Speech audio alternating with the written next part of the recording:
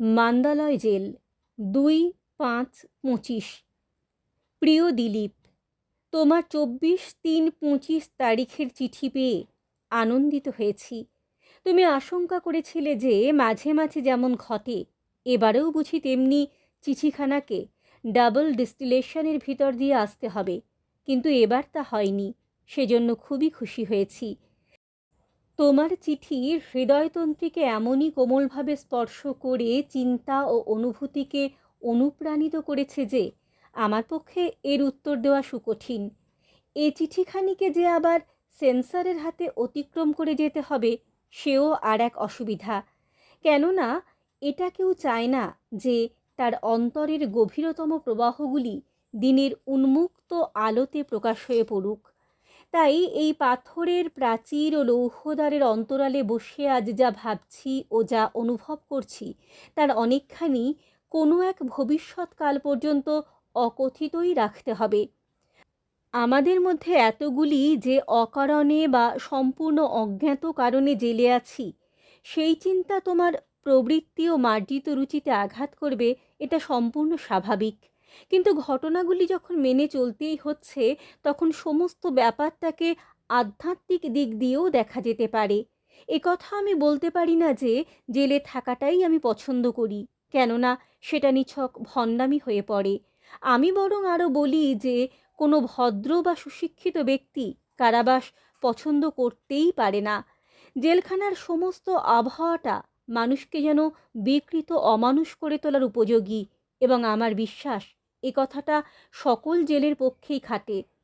আমার মনে হয় অপরাধীদের অধিকাংশেরই কারাবাসকালে নৈতিক উন্নতি হয় না, বরং তারা যেন আরও হীন হয়ে পড়ে।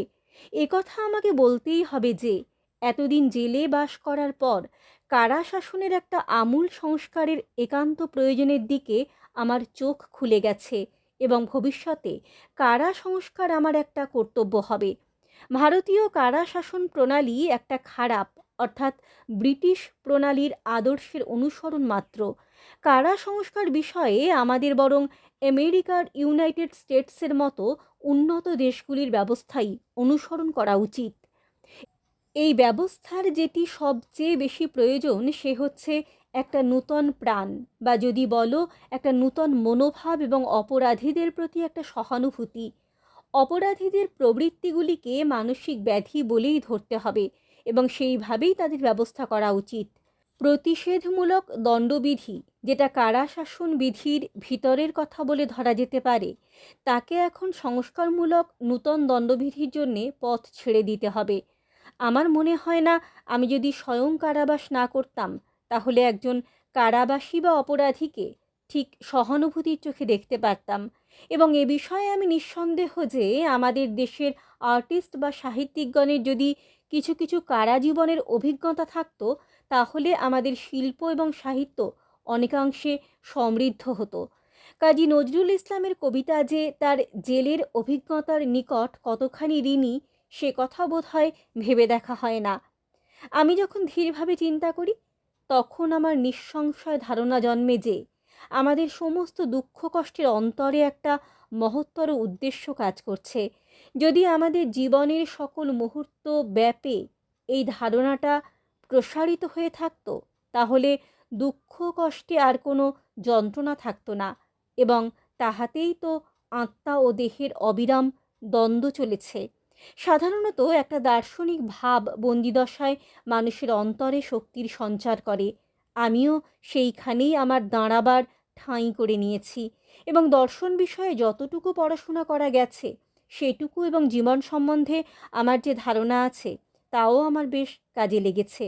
মানুষ যদি তার নিজের অন্তরে ভেবে দেখবার যথেষ্ট বিষয় খুঁজে পায়, বন্দী হলেও তার কষ্ট নেই, অবশ্য যদি তার স্বাস্থ্য অটুট থাকে। কিন্তু আমাদের কষ্ট তো শুধু আধ্যাত্মিক নয়, সে যে শরীরের, এবং প্রস্তুত থাকলেও দেহ যে সময় সময় দুর্বল হয়ে পড়ে। লোকমান্য তিলক কারাবাসকালে গীতার আলোচনা লেখেন, এবং আমি নিঃসন্দেহে বলতে পারি যে মনের দিক দিয়ে তিনি সুখে দিন কাটিয়েছিলেন।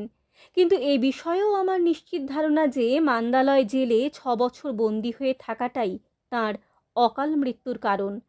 একথা আমাকে বলতেই হবে যে জেলের মধ্যে যে নির্জনতায় মানুষকে বাধ্য হয়ে দিন কাটাতে হয়, সেই নির্জনতাই তাকে জীবনের চরম সমস্যাগুলি তলিয়ে বুঝবার সুযোগ দেয়। আমার নিজের সম্বন্ধে একথা বলতে পারি যে আমাদের ব্যক্তিগত বা সমষ্টিগত জীবনের অনেক জটিল প্রশ্নই বছরখানেক আগের চেয়ে এখন যেন অনেকটা সমাধানের দিকে পৌঁছচ্ছে। যে সমস্ত মতামত একসময় নিতান্ত ক্ষীণভাবে চিন্তা বা প্রকাশ করা যেত, আজ যেন সেগুলো স্পষ্ট পরিষ্কার হয়ে উঠেছে।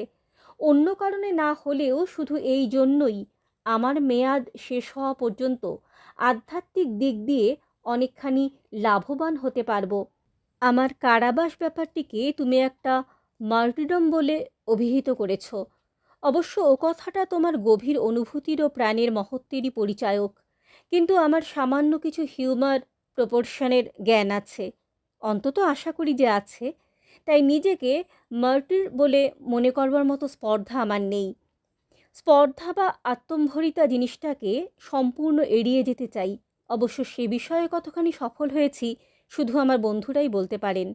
তাই মার্টিরডম জিনিসটা আমার কাছে বড়জোর একটা আদর্শই হতে পারে। আমার বিশ্বাস বেশি দিনের মেয়াদের পক্ষে সবচেয়ে বড় বিপদ এই যে আপনার অজ্ঞাতসারে তাকে অকাল বার্ধক্য এসে চেপে ধরে। সুতরাং এদিকে তার বিশেষ সতর্ক থাকাই উচিত।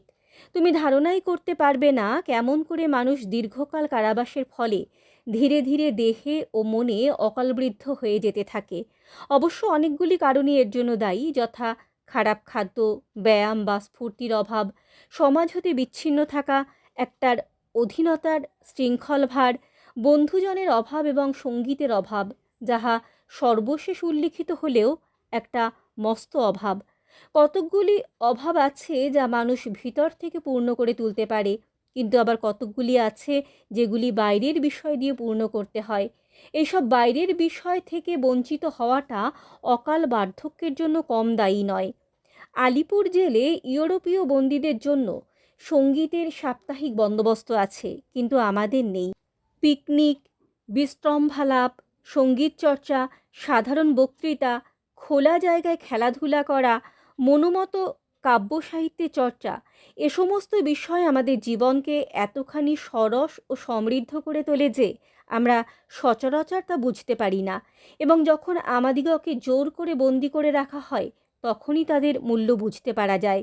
যতদিন জেলের মধ্যে বেশ স্বাস্থ্যকর সামাজিক বিধি ব্যবস্থার বন্দোবস্ত না হয় ততদিন কয়েদির সংস্কার হওয়া অসম্ভব, এবং ততদিন জেলগুলি আজকালকার মতো নৈতিক উন্নতির পথে অগ্রসর না হয়ে অবনতির কেন্দ্র হয়েই থাকবে।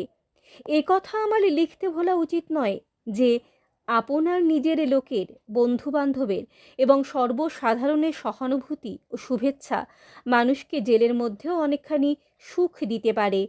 এই দিকেই প্রভাবটা নিতান্ত অজ্ঞাতসারে ও সূক্ষ্মভাবে কাজ করলেও নিজের মনটাকে আমি বিশ্লেষণ করে দেখতে পাই যে এই ভাব কিছুতেই কম বাস্তব নয়। সাধারণ ও রাজনৈতিক অপরাধীদের অদৃষ্টের পার্থক্যের এটা একটা নিশ্চিত কারণ যে রাজনৈতিক অপরাধী সে জানে মুক্তি পেলে সমাজ তাকে বরণ করে নেবে, কিন্তু সাধারণ অপরাধীদের তেমন কোনো সান্ত্বনা নেই। সে বোধ হয় তার বাড়ি ছাড়া আর কোথাও কোনো সহানুভূতি আশা করতে পারে না, এবং সেই জন্যই সাধারণের কাছে মুখ দেখাতে সে লজ্জা পায়। আমাদের ইয়ার্ডে যে সমস্ত কয়েদির কাজ করতে হয় তাদের কেউ কেউ আমাকে বলে যে তাদের নিজের লোকেরা জানেই না যে সে জেলে বন্দি।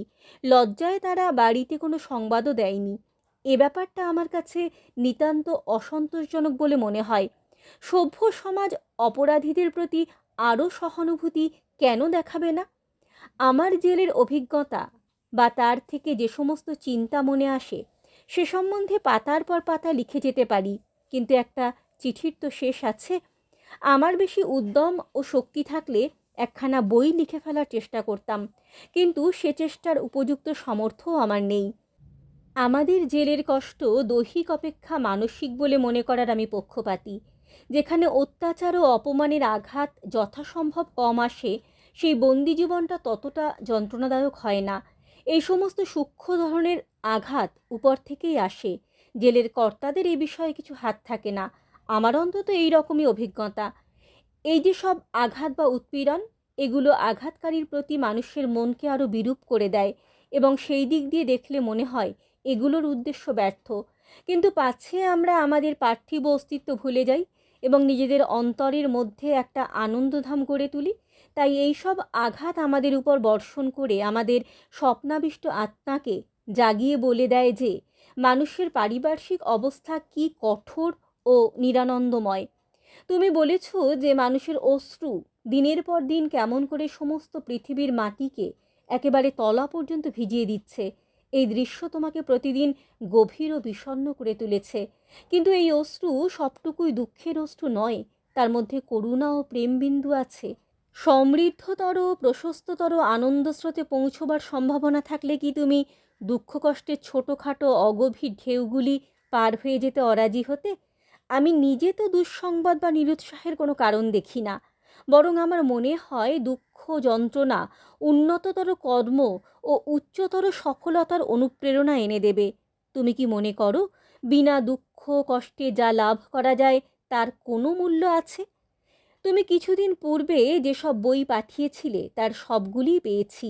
সেগুলি এখন ফিরে পাঠাতে পারবো না, কারণ তাদের অনেক পাঠক জুটেছে। তোমার পছন্দ যেরকম সুন্দর, তাতে একথা বলা অনাবশ্যক যে আরও বই সাদরে গৃহীত হবে। ইতি